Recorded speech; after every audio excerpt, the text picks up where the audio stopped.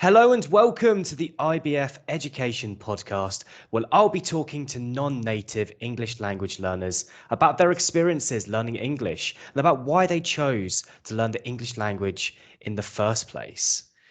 Today, I'll be speaking with Federico. Federico, how are you doing today? Are you okay? Hello, Jacob. How are you? Yes, I'm I'm well. great. I'm really happy of being here. So I want to thank you and IBF community. It's my first podcast, so I'm a little bit anxious, of course.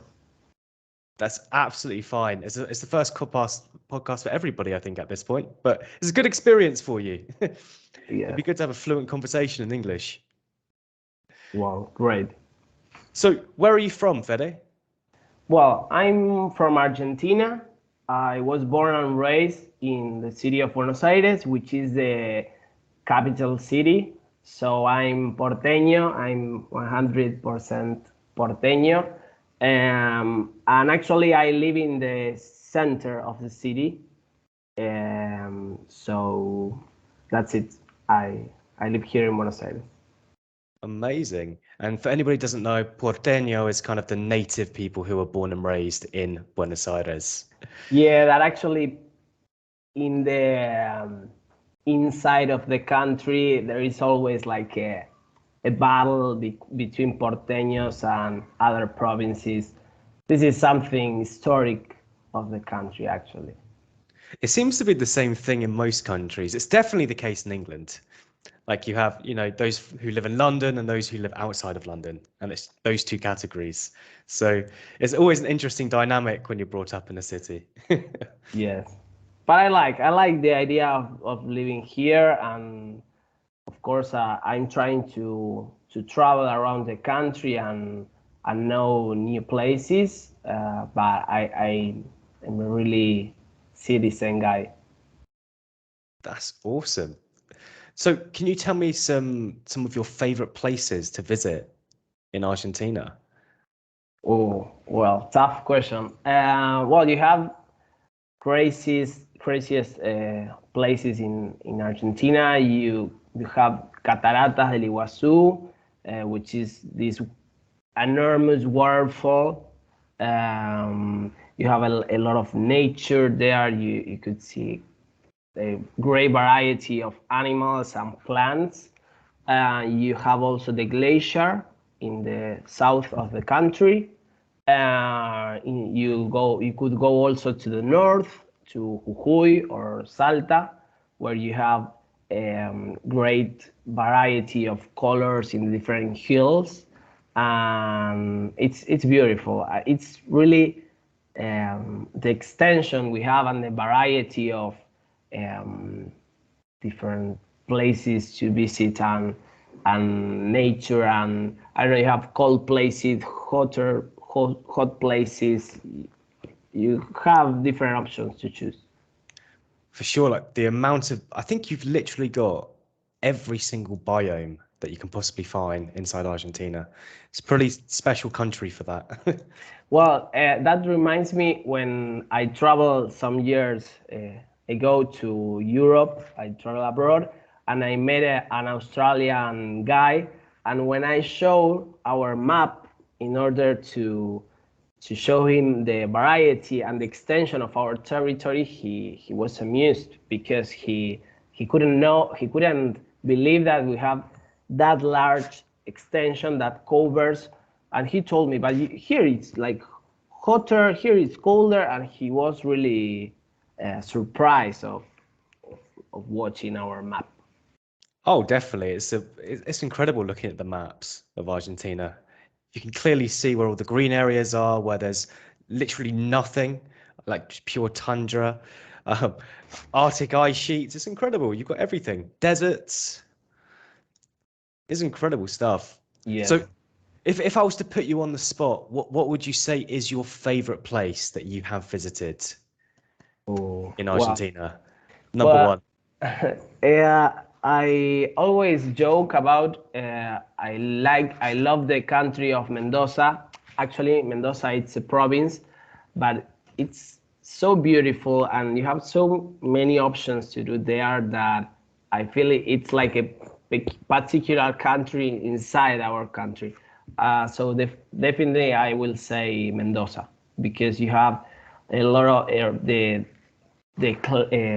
climate is really dirt, and you have a lot of winery places, and you can go to see the different lakes. It's amazing. I really recommend it.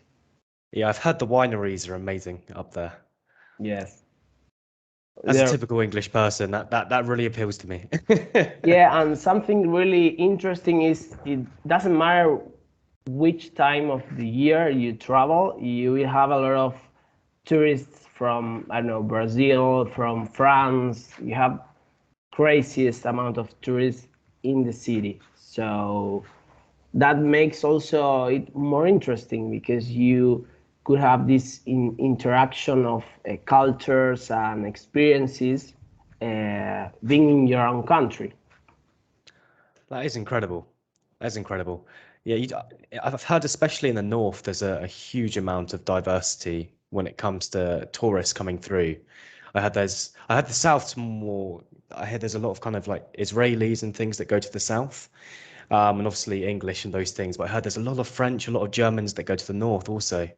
Yes, and you have a lot of geologists that go and study our soil or our, I don't know, different types of, yeah, of rocks. So yeah, it's a enormous option of, I don't know, professions. What you want to learn or to specialize, it's you will have a great opportunity here.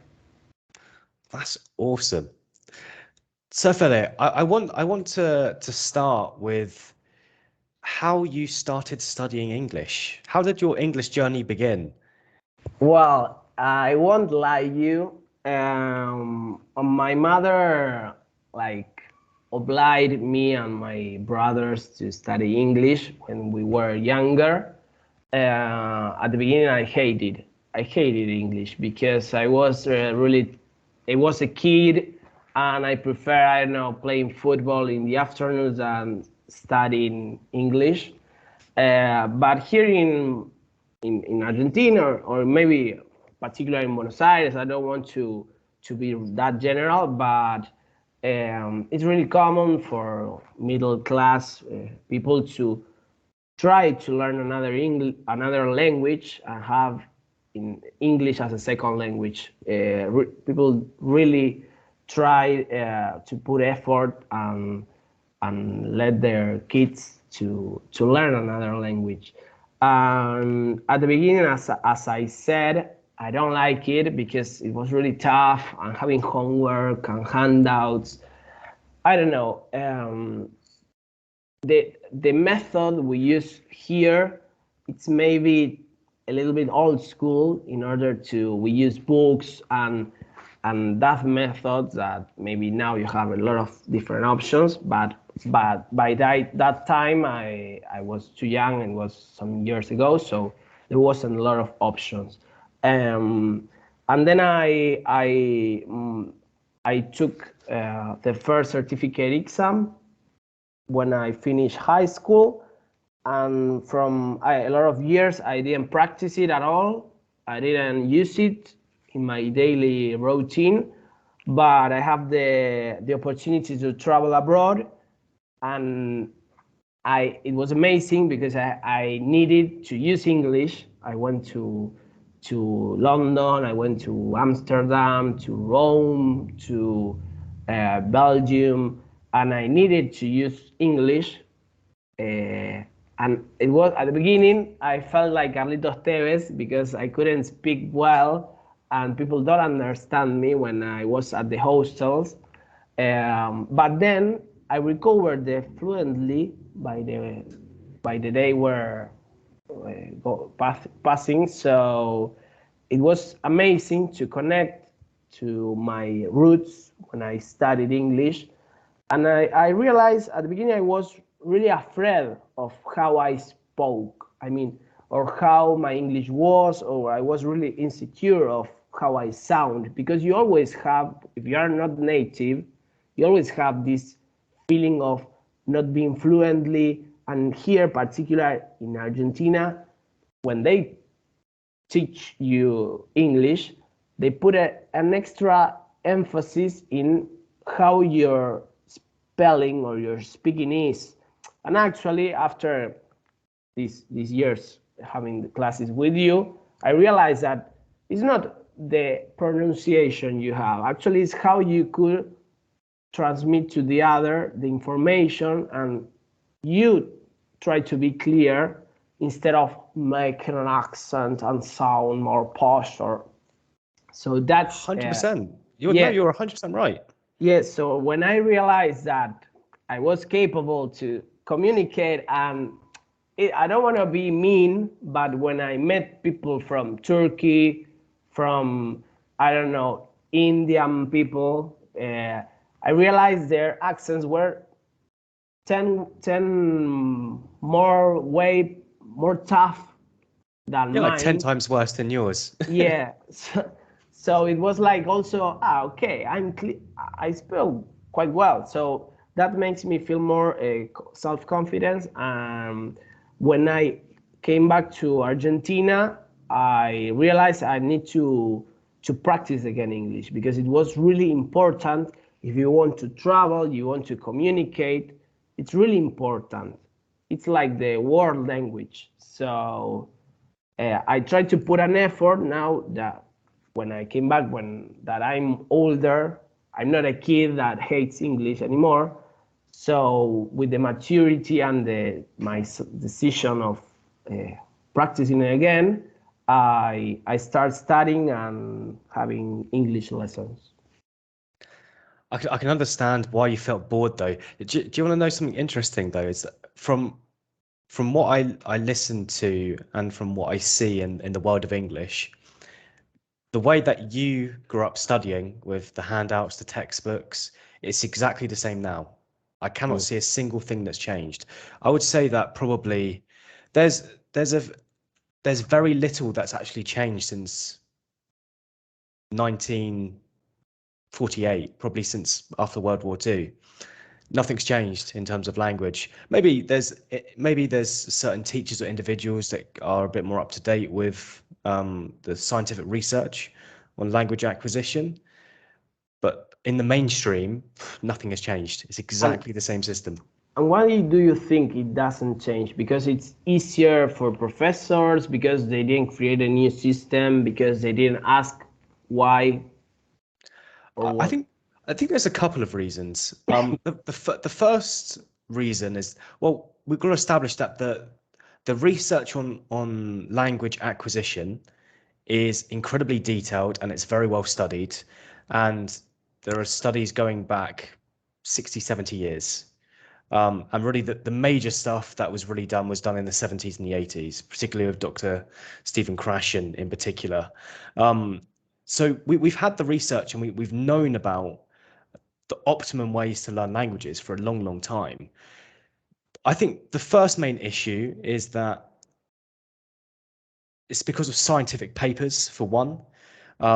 They're incomprehensible. They're very, very hard to read because of all the really sophisticated vocabulary, and very boring because of the use of passive voice. And they're very expensive to buy, so most people can't afford to buy them. I think that's one reason. Secondly, I think it's market dominance by some of the big companies like Cambridge English or any of them, TESOL, IELTS. I mean, these are all big companies that have been purporting their view on language for a long, long time. It's a very in their systems, it's a very, very easy system to monetize, especially for kids. That you start when you're 4 or 5. Every year you've got to take an exam, you've got to buy new books, Yeah, you you're going have to pay for the the classes, the CDs. CDs. Yeah, yeah, It's great economy. It's brilliant for economy, but it's too generalized and irrelevant under most circumstances. The thing that I've really learned about language, particularly since teaching in Argentina, is how personal it is. It's so personal. You need to well, focus on the things that you're interested in, not the generalized vocabulary that everyone gives you. well, now you said that. Uh, it's interesting because what I realized is that having these books, that you said, this enterprise create, are too general, and They are. it's really particular and specific what each student needs. I don't know. For example, I really struggle in, I don't know, prepositions, for example, and a lot of books don't pay attention on that. They put effort in, yeah, in passive voice, in another tenses, but it's not that personal, and that I think it's an issue. It, definitely it's not personal, but even in regards to the grammar, I wouldn't even worry about the grammar in that regard, because even native speakers of languages have problems with those things. Mm. Because you gotta, especially if you look at something like phrasal verbs, which are normally prepositions make up one of the key proponents of a lot of phrasal verbs. It's one of the particles, and there are so many different variations of phrasal verbs, and depending on the context, there could just be like a prepositional difference with the verb that changes the whole contextual meaning. And that's not something that's kind of, it's not the same as saying like a location of something. Say, like in the box, on the box, Yes, yes, outside the box, right? It's not like that. We say it because it sounds good and it has this meaning. Very few, there are some prepositions that probably have some quite easy logic to follow, like walk up, walk down. Those are both phrasal verbs that, it's obvious. Up meaning go upwards, down going yes. downwards. But others, who knows? There, there are probably some really, really obscure ones that have no logic based in them at all. It's just that's how the phrase came about, and that's how you should say it. And most of those situations you will just come across naturally through your acquisition of language, generally by just listening, particularly listening in conversations, um, really immersing yourself in context with things that you like. Like, for example, if you don't like biochemistry, why study vocabulary on it? It's no point. You're not Yes. going to retain it or use it. If you really love football, okay, watch loads of football games. The commentators will give you so much slang and so much vocabulary specifically for those topics. Well, one thing I start doing when I connected again with English was watching series with subtitles in English, and then I start avoiding subtitles and I start listening the the whole series or film in English, and it was a great exercise also, because I tried to realize how I could implement English in my daily routine, or maybe I don't know. Now you have in Spotify, you could follow the lyrics while you are listening the song. Mhm. So you also could practice in that way. I think there are a lot of options. I Oh, think it's, technology helps a lot with all those yes. things for sure. But you've got to take an interest out. You've got to find something. I think the hardest thing about learning a language and acquiring something from it is first identifying what you like and then trying to find a resource that's really enjoyable to you. So some people just go like, for example, I hear this all the time. I want to read more in English. What shall I read? Well, what do you like to read in your native language, first of all? Do you have a particular style of author? Because across languages, things are going to change massively. Genres will be relatively similar, but the language is going to be very, very different. So it's kind of a trick question, and that goes for anything around that question, right? The best thing to do is to experience things and try it, just like you would have done in your native language. You don't just know that you like this YouTuber, or you don't just know that you like this author. It's because you've read many books or you've watched many things and you found something that really spoke to you. Yeah, and it's really personal. I mean, it doesn't mean that it will be an easier text than other, for example. Yeah, for sure. Some people are always concerned, saying like, "Oh, this is too difficult for me to read," and it's like, if you have to be able to handle a certain degree of what a lot of people call white noise. I guess like you know when you're listening to some kind of audio and you hear that crackling sound in the back, it's kind of like when you look at language and you don't understand something. And a good judge of this is when you go through a sentence, how many words don't you understand? If you understand, say, 65 to 70% of the words in the sentence, you should understand enough to get at least the idea and just move on. There's no point even checking up the vocabulary or doing any of those things. If you read the same genres all the time, you can always reread the book. You could you could read another book in the same genre, and I guarantee you, if you take 10 books in the same genre by 10 different authors, the same vocabulary will come up time and time again. And you just got to keep going through it. It's the idea that's more important, not the understanding of the word. We understand ideas, not specific words. Yeah, that's true. When I start reading in English, I stop and write down the words, and actually I lost a lot of time, and by the end I lost the context of the story. So I try to do that exercise of understanding the main idea Mhm. and continue with my reading, and it makes more fluently by the end of the day. Yeah, well, zero context, zero vocabulary. It's quite simple. Yeah. Context is everything. So, um, what are your goals at the moment with English Fede? Obviously, you've been studying with me for quite a few years now. But what are your goals currently for English? Well, I didn't say it, but I'm a lawyer. I study law, um, and I work in a district litigation tax court. Um, and why I'm telling you this, because as I finish my graduate degree and my studies, I have the goal of studying an LLM, which it is a Master of Law in the future. So my idea is to continue practicing my speaking and my writing also, in order to be more have more strength and have the skills and the tools to study the NLM, because it's a master, it's a whole year in another country. I probably will do it in the US. So it's an entire whole year attending seminars and classes in English, and it requires a lot of preparation, of course. Definitely.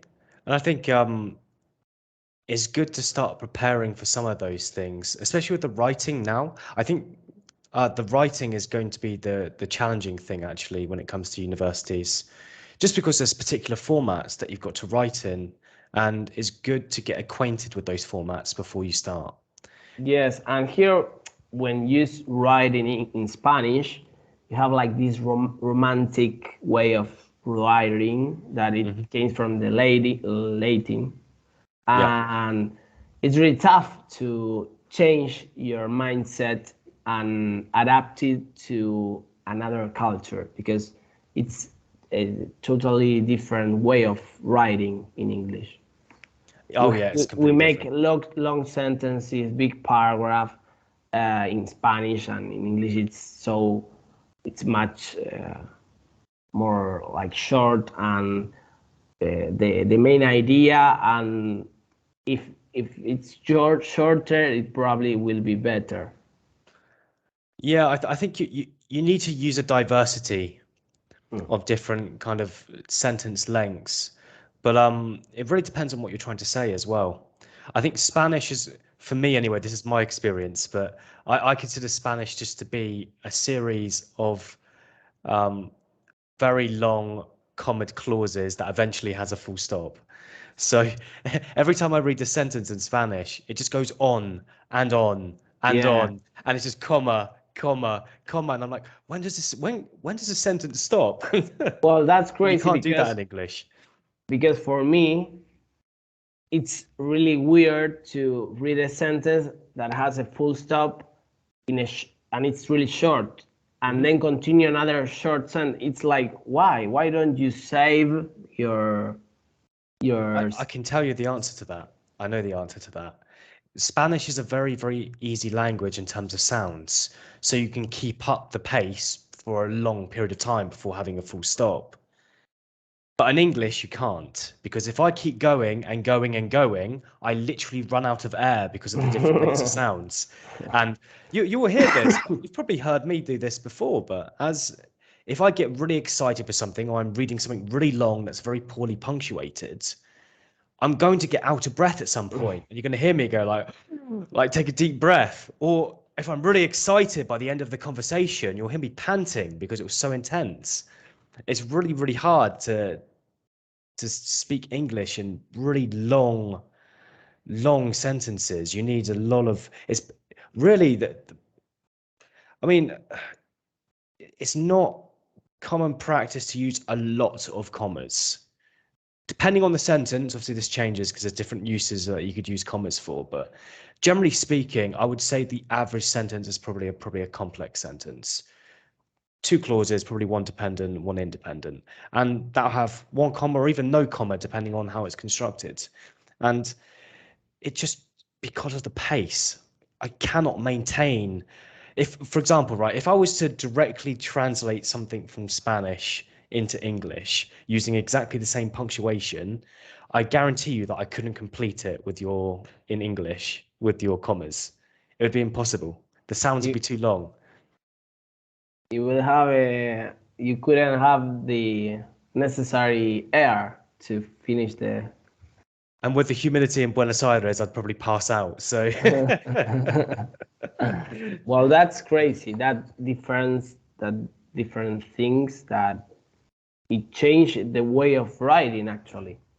yeah, completely. Well, writing is it's very culturally subjective, you could say, because it depends on the pace and the rhythm that you want to invoke. Um, the more you look at writing, you'll start to notice lots of patterns. And it's one of the beautiful things about writing. It's not only just about the beautiful words and the techniques, but actually the rhythm of the sentences you construct.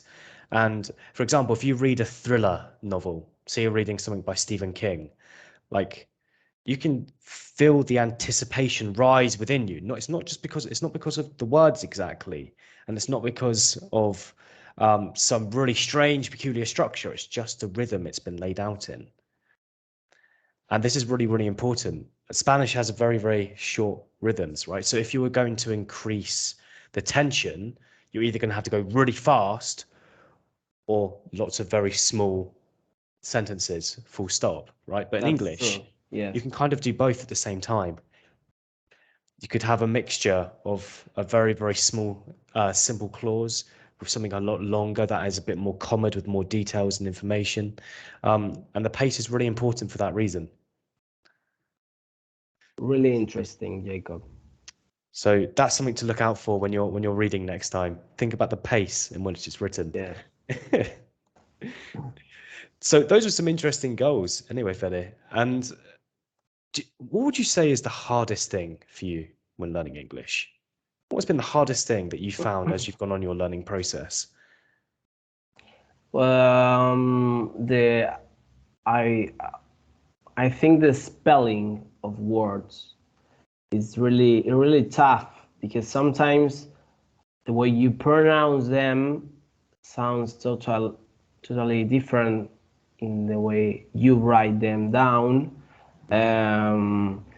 Yeah, and here we have in Spanish a lot of rules about combinations of different words that sometimes you tend to apply them in English and it's not the same. Yeah.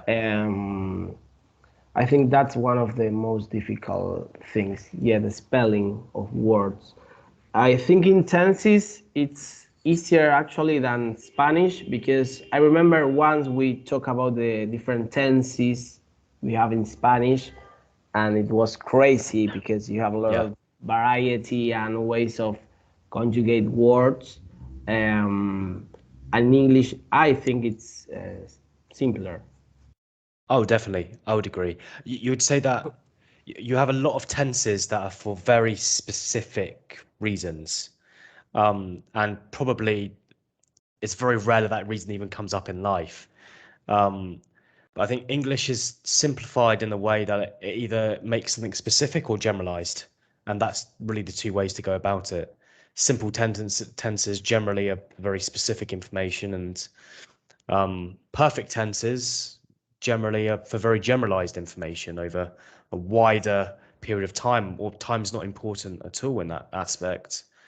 So I'll get you on tenses. Tenses are definitely easier. Vocabulary was an interesting one though in spelling. Do you know this is the hardest thing to teach English people to do in the English language is to spell it.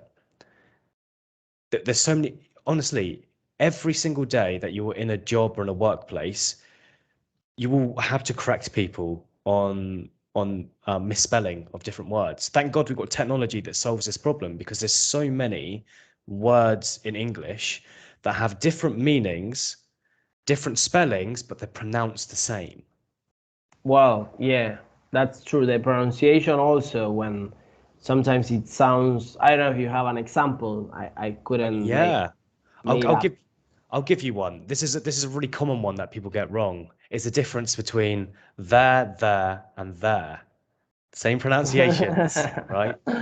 We've got THERE, like there is, there are. You have the possessive THEIR, like their handbag. And you've also got the contraction, they are, which we pronounce pretty much as there, where I come from in the south. Virtually the same, it's close enough. THEY apostrophe RE.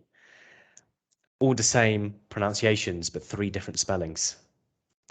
And how could you difference them one in English? I mean, why you Well, you use. do it naturally in terms of speaking. That's a very natural process because you just understand the context. Like, for example, if I said, oh, this is their glass of water, you'd understand who there is, right? I don't need to tell you exactly the names. Or you would just ask me who, and then I'd tell you. So you would probably pick up a lot of those things in context. Um, but it's quite difficult, I think, when you're if you're yeah, I especially think as language learners, um, this is where grammar does help a little bit, I think, in this case. But you'll make these mistakes in writing. You won't make these mistakes in speech generally, because it's the same pronunciation. You'll just use it. It's more for writing, this kind of error. So like it's useful to know the difference, or that they are, there is going to go at the beginning of a sentence. It's going to probably have some kind of noun after it.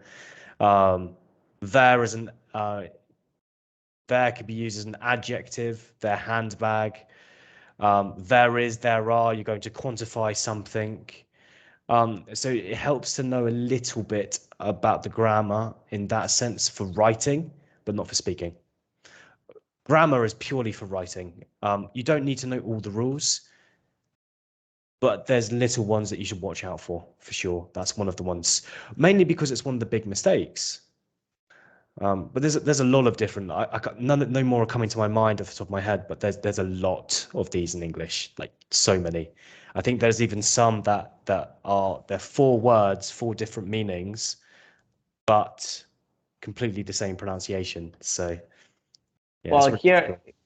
here we have some words that people struggle in how you spell them. For example, haya de haber, allá de allá from distance, or vaya from going, like Mhm. going, and vaya you have also like a fruit, vaya. So it's crazy, and they struggle with the L and Y.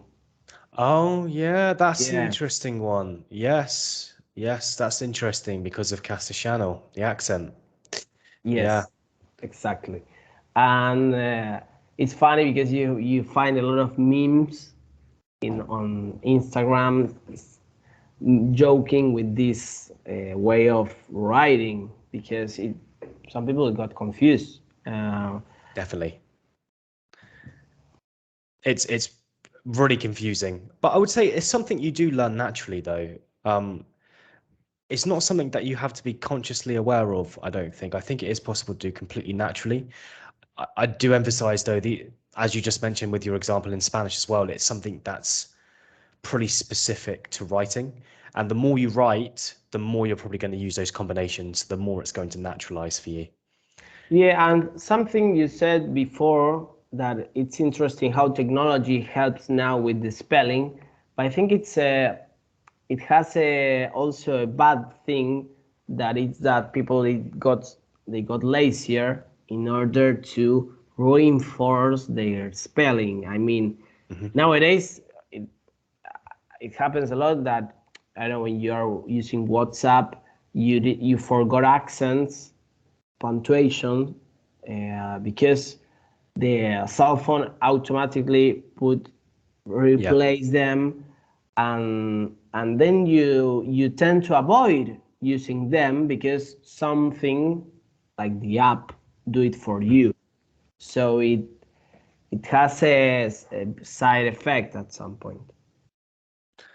Yeah, to a degree. I do think with technology, it's fantastic and amazing, but you should still be paying attention to the options it's giving you. That's Yes. really, really important. The I don't like generic spell checkers like you get in Word and things. I think they're terrible. I like to use Grammarly. Grammarly is fantastic because it will highlight and tell you why something is incorrect in your grammar, and that's a lot better because you can see and it'll do lots of other things for you as well. Like it will tell you how to reconstruct a sentence so it sounds better, but you're taking very conscious notes of what's better, and that over time to improve writing in particular is really beneficial. But I will emphasize for speech, none of that's important, purely for writing. Well, that's really interesting. Yeah, I would only use Grammarly if you want to really take in um, and maximize your ability to spell and your ability to construct sentences in the language. Grammarly is probably the best piece of technology you can use for that. So check it out. It's awesome. Yeah, that's great. Well, Fede, that was a great conversation, and thank you very much for joining me today on this podcast. It was a pleasure, Jacob. It was really interesting to realize these different things we have between both languages. For sure. I heard you speaking Spanish, and I know it's really difficult, and I know also it's difficult speaking English for non-native speakers. All languages have their own difficulty, I think. Yeah. It's all difficult until you listen to it enough. Like I may not be able to speak as well as I want to, say in Spanish, but I understand a lot, and one of the key things is once you listen to something repeatedly for who knows how long, it will naturally start coming to you. I also I know we are running out of time, but I remember that I strongly believe that Argentinian people we have an advantage at the time of speaking English. I think it's easier for us than other countries that speak Spanish. Why? Because I think we don't have a really strong accent Definitely. while we speak. And I remember this anecdote. I met a guy at a hostel in your country in England, and this guy was from Spain, and he was practicing his English in England, and it was amazing because he was there from 10 years, and he has a really accent, a Spanish accent from Spain. He couldn't avoid this accent like this, like, Yeah. and he was amused that when I speak English, it was like more pure or more clear at some point. And I think it's because we don't have this influence of a strong accent that go through also the English. I don't know, what do you think? Yeah, this would be a nice way to end, actually. Well, I don't think accents are so important. They're only important for one reason, as I think about it. Accents are a marker of a group inside a language. So this is why, say, if we take English, you have Cockney, you have Mancunian, Liverpudlian, received pronunciation, which is almost dead. It's very few people use that nowadays. So many different accents. Can you make some of them? Oh no, no, I'm not gonna make some of those sounds. And funnily enough, though, I will do a video about this Okay. in probably in a couple of weeks' time because it's very interesting. But what you notice is people generally group together based on accent for some reason, and it's really, really interesting. So why do people want to speak with a certain accent? Because they want to fit into a certain group, which is okay, but you've got to understand that this is not your natural group. Okay, because you fit into your group within your first language, right? That's where you fit, generally speaking. And it's very, very, very hard to fit into another group in another language if you don't speak exactly the same. It doesn't mean you can't be friends with those people, but they're always going to notice that you didn't originate in that group. And this is something that's really, really interesting. I don't think accents are important apart from group identity. Um, Also, you can. It's very hard to adapt your accent to any accent unless you were naturalized into it. You'll find children do this better because they are surrounded by languages all the time, right? And that's the advantage. They're part of the group because they've grown up in it. It's a lot harder for an adult. It's not impossible, but it's a lot harder. Um, But I don't think that's kind of that should never be the focus of any language learner. The conversation, the key is to keep the conversation as enjoyable and interesting as possible. Just like in any language, the accent is just a marker of a group, and there are certain accents that may have certain meanings that maybe you don't know culturally. Well, now you said that, I I have the opportunity of having an internship experience and study English abroad in 2019, and I have a classmate. He was Argentinian, and he had a perfect accent when he spoke Yeah. English. But the thing was that he spoke so slowly that it was crazy, because native speakers from the US listened to him like, and because he was so perfect, putting so much emphasis in how he pronounced words, but it was so slow that And it was it, so boring.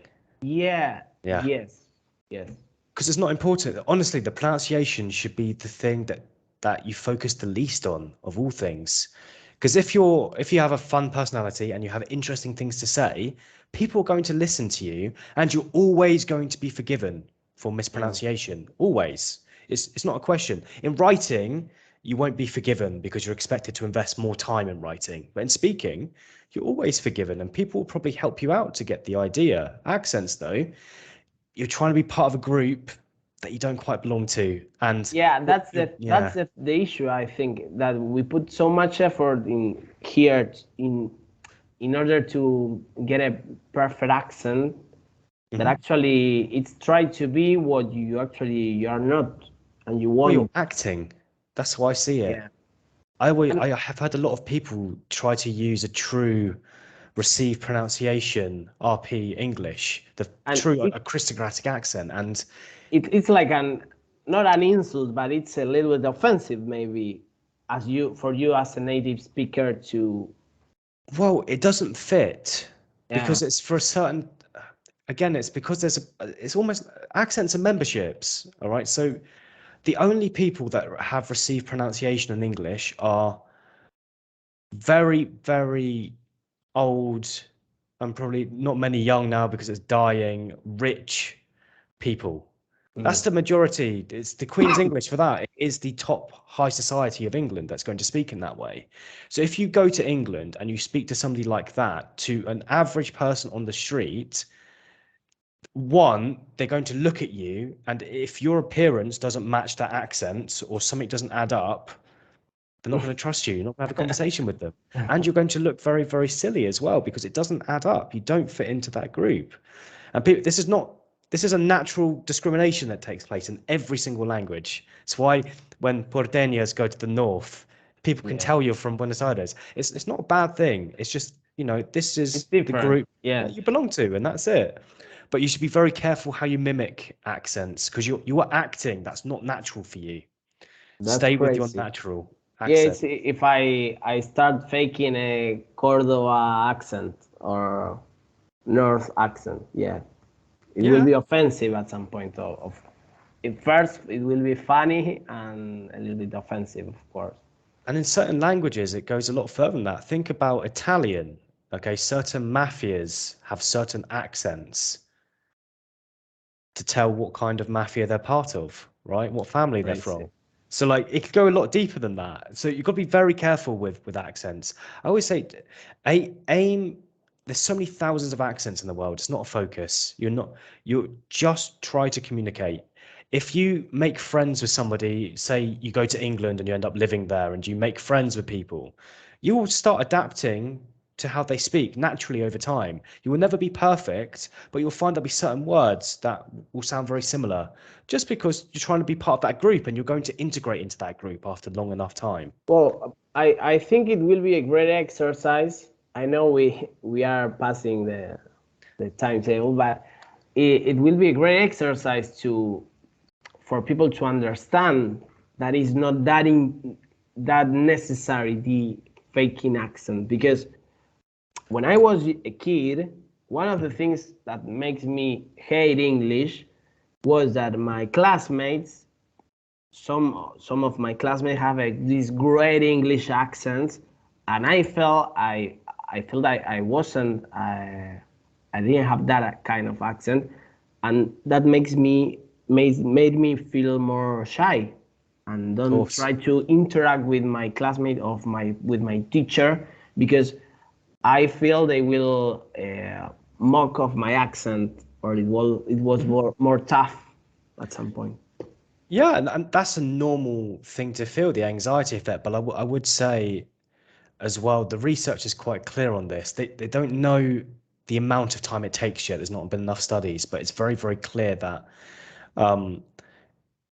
when children learn languages in particular, they spend a lot of time listening and not saying anything. They're not forced to speak. They just speak when they're ready.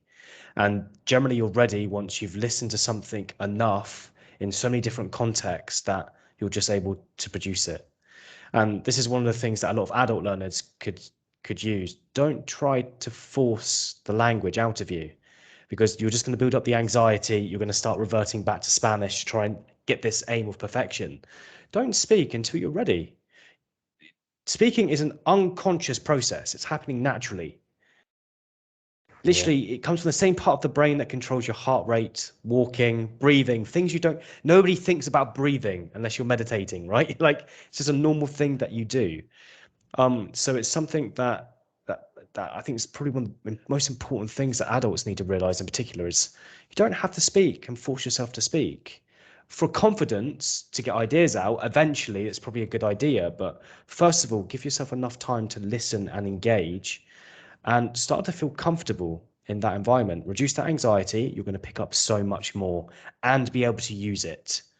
Not like the students who studied big, long lists of vocabulary that can't recall a single word.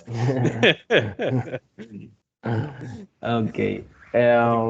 Well, Jacob, thank you for the invitation. It was a pleasure. Thank you for coming. It's been a very enjoyable conversation. And to anybody watching, thank you so much for tuning into this episode, and we'll see you again for another episode next Friday. Goodbye for now.